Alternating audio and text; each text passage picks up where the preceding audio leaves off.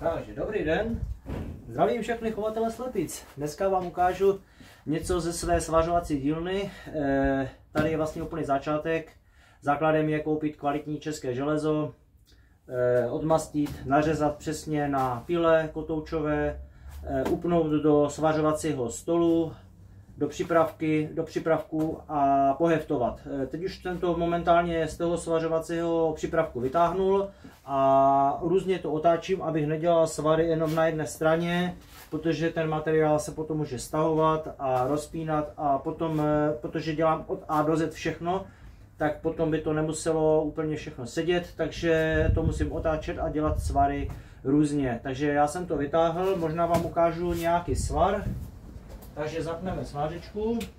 Svářečka je vlastně už profesionální, všechno se nastavuje se výkon a tím pádem se nastavuje i posun drátu, všechno to dělá automaticky, pár čudlíků a nějaké kolečka. Tak.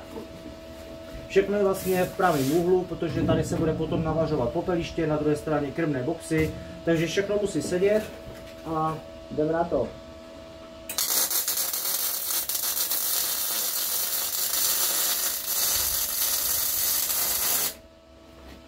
Je to prostě paráda, všechno to svařuje tak, jak má.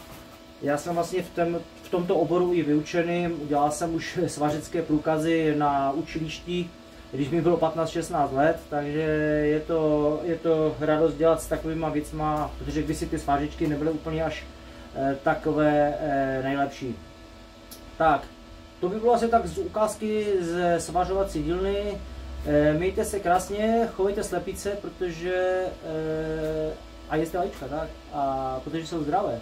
A potom kvalitní kurníky se kupují jenom jednou, protože když ho koupíte jenom jednou, tak nakonec zjistíte, že je nejlevnější.